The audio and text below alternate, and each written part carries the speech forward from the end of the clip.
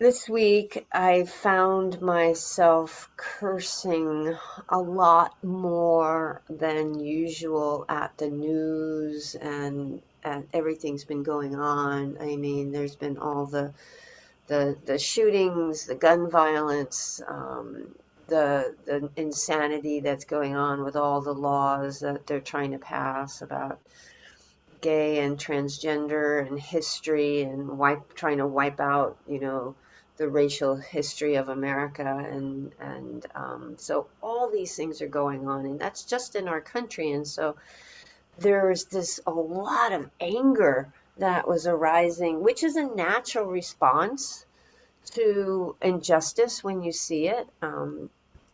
But what I was experiencing was this flavor of this righteous anger, this justified anger, this, as I said, this yelling at the TV or yelling at what I'm reading, or just thinking about stuff and just getting lost in my mind of this place of anger. And I was thinking about, that's not a place I want to feel comfortable with. Not a state I want to feel comfortable with. It's not a place I want to hang out, because what that is, it's a hardening of the heart. That's anger, which is one of the three poisons that the Buddha talked about. And this week, I heard somebody mention, I think it was mudita. Somebody, I don't remember where it was, they talked about mudita, which is sympathetic joy or appreciative joy. It's one of the heart practices. That kind of stuck in my head, and I went, what a great practice for softening the heart.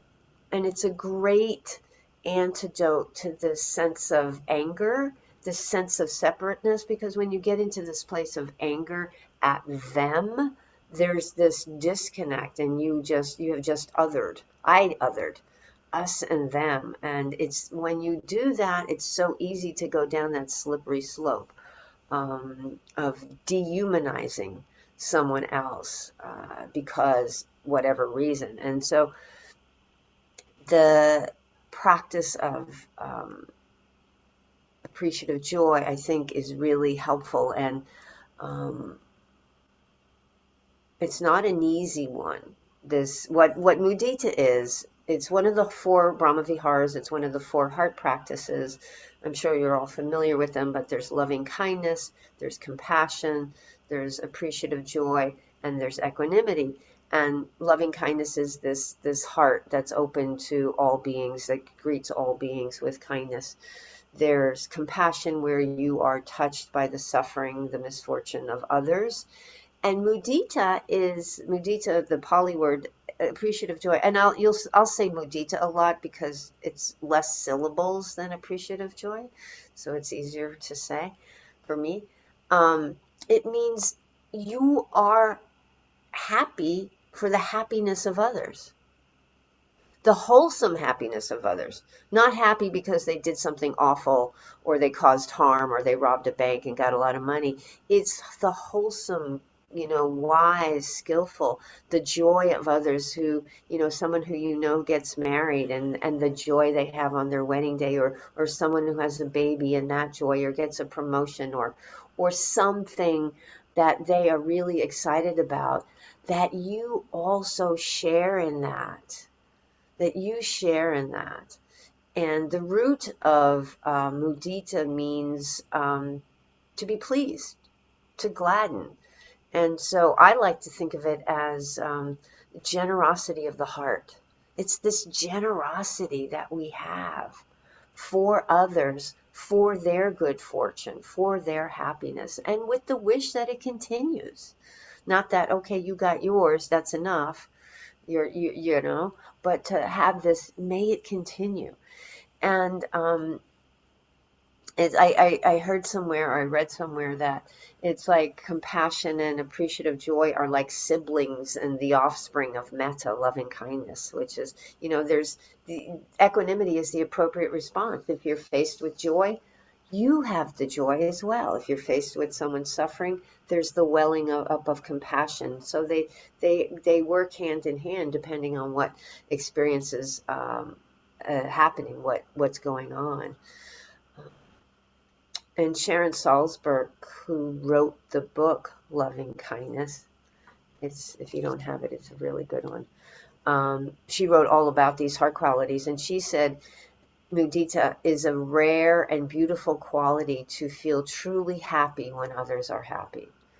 It's a rare and beautiful quality because of so much stuff that I'll get in, because of all this conditioning we have that I'll talk about in a minute. But the other day, Thursday, in fact, when I was working on this talk, I saw a video, a reel, I think it was on Facebook, and it was about a girls' softball team. And this one girl she hit a home run, and it was a grand slam, and it was going to win the game. So everybody was on base, and everybody was running around the bases. But when she got to first base, something happened, and she tripped, or she pulled a muscle or something, and she fell, and she couldn't get up because she was in pain. And the rule is that her teammates were not allowed to help her. Well, if she couldn't go around the bases, and she couldn't win the game. So what happened is the girls on the other team came and they picked her up, and they kind of carried her around the bases so that she could touch each of the bases and get to home plate and score the winning run and win the game. And it was so moving. There was so much joy. There were so many things in there. There was the generosity of the other team. There was the joy the young girl had in getting this home run and still being able to complete it even with the injury. There was the compassion that the other team had towards her. And I'm sure they had joy as well, in being this generous of spirit, generous of heart to help her. And I felt this tremendous, I was touched by this, and I'm like, this is mudita. This is mudita, this joy in other people's joy. There's, when we, the phrase that I offered in the meditation, when we are, now I can't even remember it, allow the, available to the experience. If we're available to the experience, there's this tremendous joy that can be had. There's another example that I have is that I watched this show called American Ninja Warrior, which is this obstacle course competition. And you're nodding, you know it. Yeah, it started many years ago in Japan, and now there's an American version of it, Sasuke.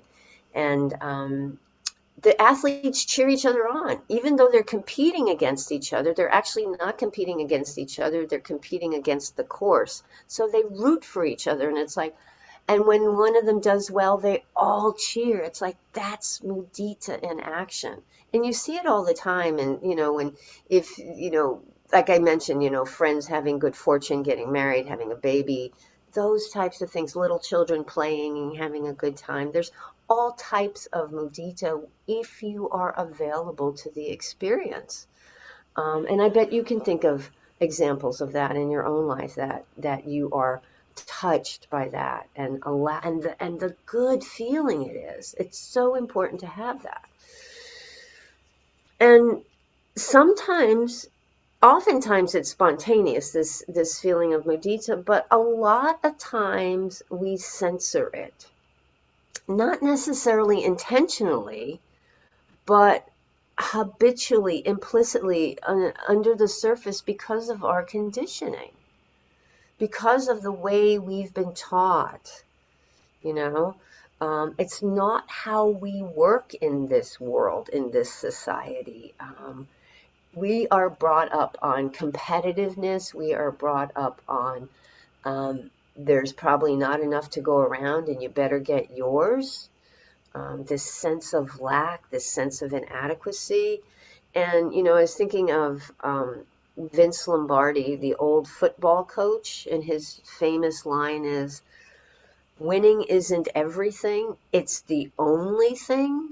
So don't come to me if you're not going to win. I mean, so it's a really small worldview, which doesn't allow for anything.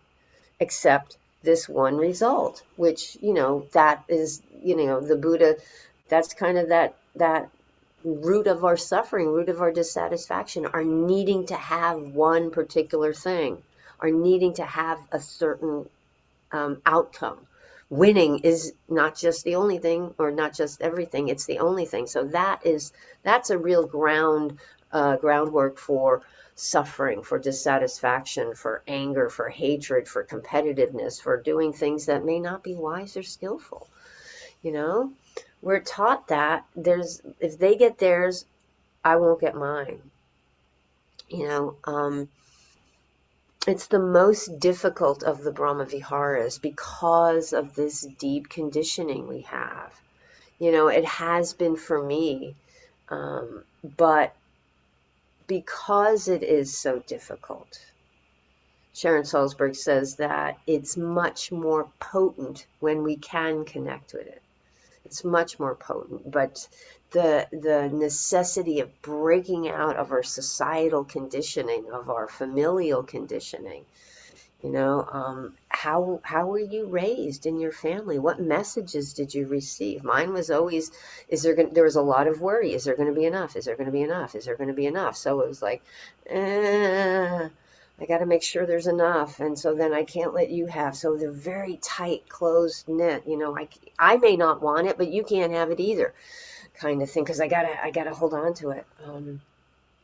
So in the Brahma Viharas, there are, in the heart practices, for each of them, there are what are called near enemies and far enemies. And so I want to talk about those, because that helps us identify what we're working with and how to perhaps disentangle ourselves from these ways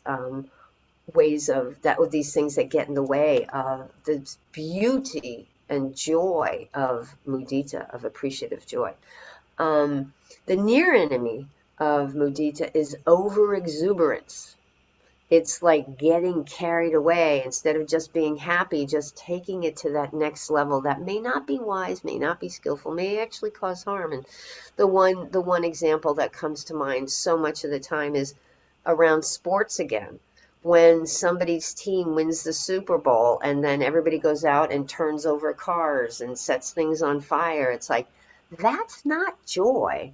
That's gone to another level, and it causes harm and all those types of things. So that getting carried away is not mudita. Mudita, and a lot of these heart practices are centered, there's the connection with the body that's so important, the somatic awareness. When you feel that joy, feel it in the body. You don't have to, externally demonstrate that you feel joy. There may be some jumping up and down, some yelling, yay, or whatever is appropriate for the circumstance, but allow it to be felt somatically. That's where it's so beautiful. That's where it's so lovely. So that's the near enemy. You might think it is, but it may not be. What some of the far enemies are is one of them is judgments. It's there so often. Judgment is so often gets in the way of so much that's lovely. And what this judgment is for mudita is dismissive of other people's happiness, judging what makes them happy. It's like, really? That makes you happy? Really? Like, there's this dismissiveness and this disdain. I used to do this a lot. It's the one example that comes up for me is the Rose Parade here in Southern California on New Year's Day. There's this, the Tournament of Roses and the parade of all the floats, and people love that. People spend the nights camped out on the street in Pasadena so they could be there in the morning to watch the Rose Parade. And I have absolutely no interest in it. So I would be really disdainful of them. I'm just like, really? And now it's like, oh, this brings them joy. And I remember one time it rained and they didn't have the parade and I felt bad. I had some compassion for them and I'm like, wow, that's different. So being happy just because it doesn't interest you. I remember a few years ago there was a thing on Facebook. Somebody was saying, name the 10 worst bands what's your list of the 10 worst bands? And there was like a whole, but that was so much fun to get into and tear up these bands and go, oh man, their music's awful. They can't play, they can't sing, blah, blah, blah, blah, blah. And I really enjoyed that. And then a friend of mine who is a musician, who makes his living as a musician, got on and said, this is these bands that you're dissing, this is their livelihood or their heart and soul. They put their heart and soul into this. It may not be your taste, but why are you denigrating their work that maybe brings them great joy? And it's like, oh, different perspective shift.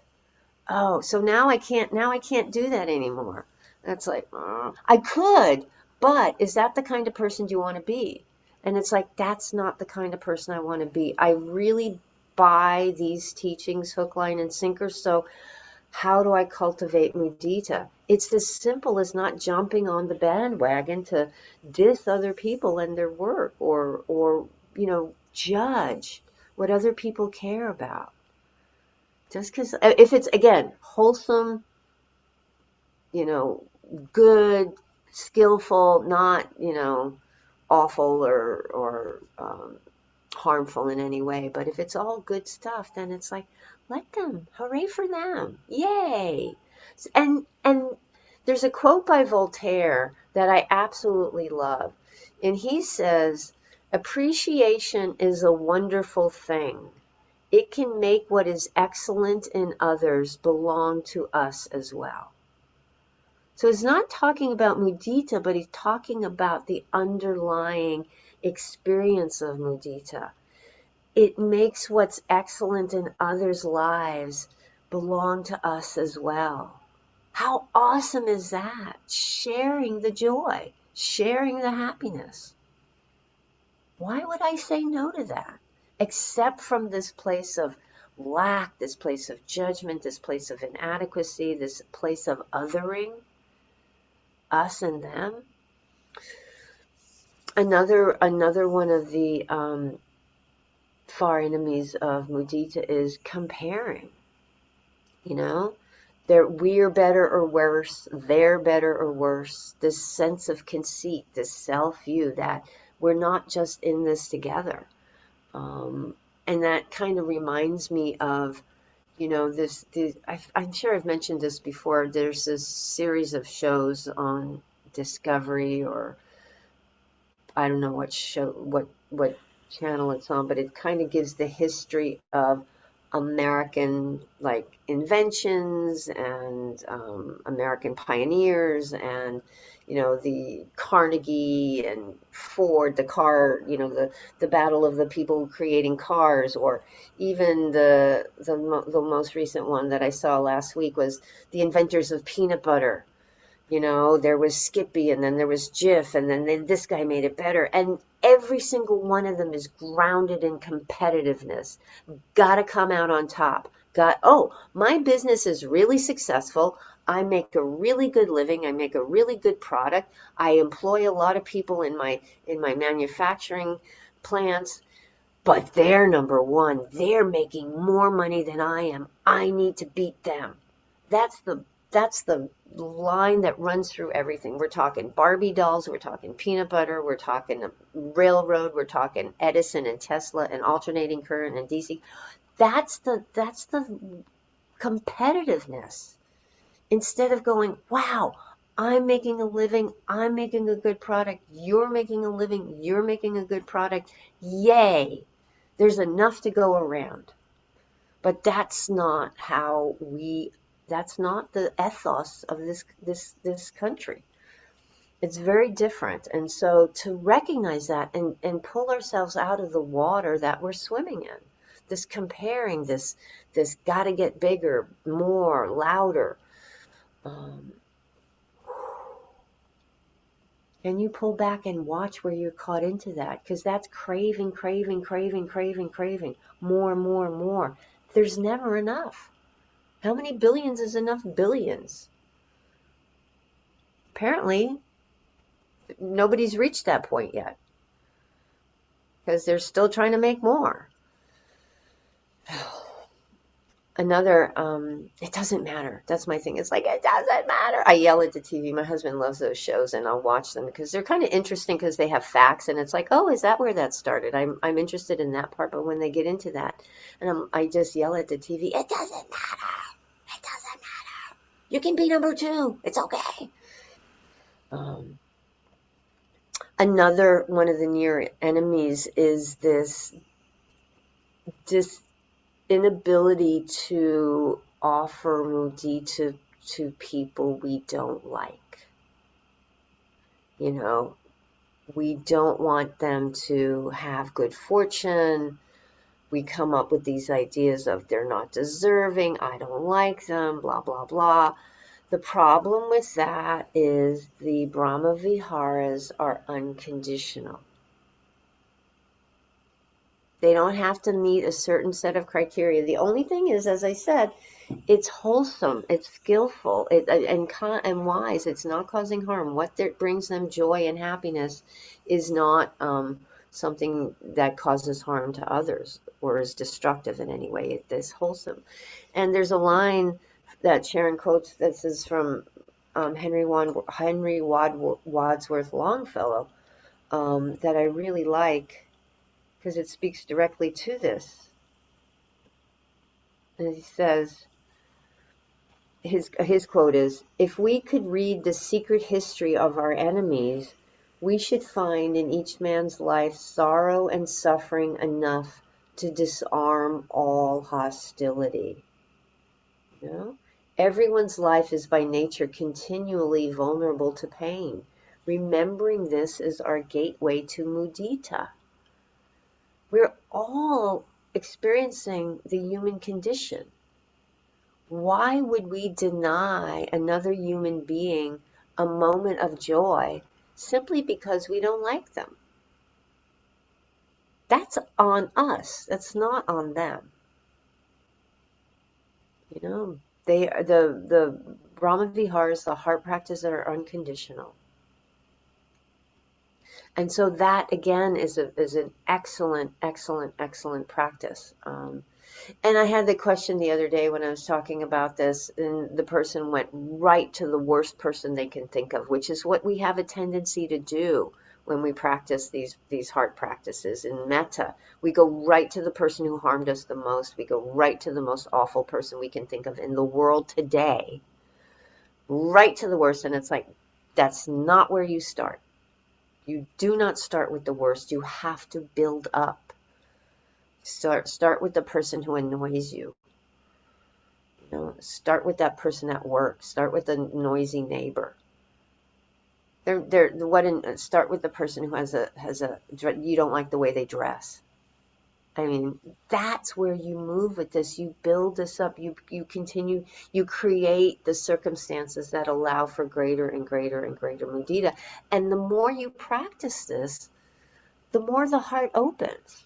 The more generous the heart becomes, the easier it is to drop those barriers, to begin to reconnect where there was separateness. I started with people at work that I didn't like. I would say bless their heart. That I know in many circles is not a term that is nice or well-meaning, but for me it worked. That's what I used. And people would go, wow, you really mean that? And I'm like, no, I don't mean it that way. I mean, like, bless them, bless their heart, seriously bless their heart. That's how I had to start. Until that animosity that I carried for no reason other than I didn't like their shoes or whatever, or they got a promotion and I didn't. That was, the reason I didn't like them was self-centered and self-seeking and egotistical, fear-based, greed-based, that conditioning. They got it, then I won't get it. There's that envy that comes in. Why me? Why can't I have that? That's another enemy. Another one is avarice. I can't have it. You can't have it. This goes back to when I was a kid, and I don't remember something happened with a neighbor. I think I broke one of her toys, and so our parents decided that I would give her one of my toys, and she came in and looked in my toy box and pulled out something that I hadn't played with forever, but I didn't want her to have it. It's like, and find myself doing that. It's like, I don't want it, but I don't want you to have it because if it gets away, it's like throwing stuff out. If I let go of it, then I'll need it, Let go, let go, let go, you know? It's so painful when we do that. It's so painful when we hold on or we hide things from other people so they don't see what we have. They might take it from us.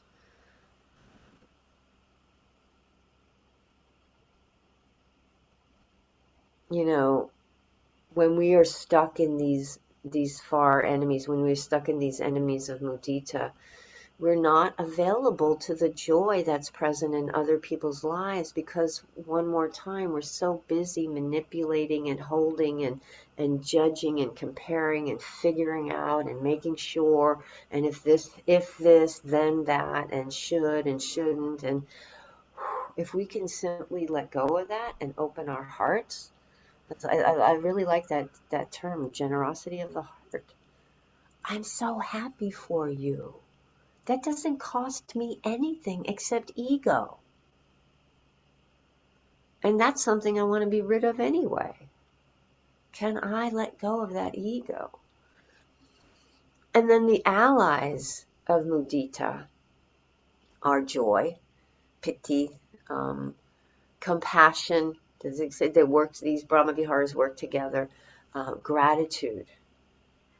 Gratitude brings delight. That's why it's so important to be grateful, because gratitude kind of opens the heart to see what's present, what we have. We have breath. We have this moment. I have all of this. I have this. I'm so grateful. I have joy for what I have. I have joy for what you have. It's a beautiful thing. And there's a quote, I don't know where I found it, but there's a quote that talks about mudita. And it says, it's this it's craving that gives rise to jealousy, envy, covetousness, avarice, and greed in all of its manifestations.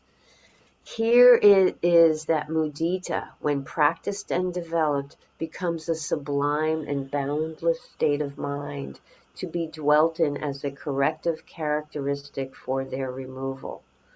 Mudita, when practiced and developed, becomes a boundless state of mind that is the antidote to this craving, this jealousy, this envy, this avarice, this greed. So mudita is this generosity. Oh yeah, letting people have what's theirs. I don't need to dismiss it. There's enough to go around. So I see this meme about various things, and it's like, happiness, there's enough to go around. If you can be happy, I can be happy, they can be happy. It's not a pie. We don't run out of slices. There's enough. Um, so that I think I think it's important, and I'm really glad that whoever it was said the word mudita this week, and I heard it and I sat with it, and I was like, oh yeah, mudita is so important, especially now. Joy. This invitation to joy is really important, especially when things feel so grim and feel so overwhelming, because there is joy. Um, I share this so much that when my brother died, of course, there's a lot of grief and sadness, but we also sat around and talked about, his life and laughed a lot. There was a lot of joy. I was talking to a friend of mine a week or two ago about a mutual friend of ours that had passed away, and she was there at the when they died, and talked about the group of women who were with this friend of ours, and the great joy that they all felt to be with each other and to share that experience. It's quite powerful. if we allow ourselves, if we become open, so open to whatever is present, open to the joy, even in this moment. There's what was that other thing I wanted to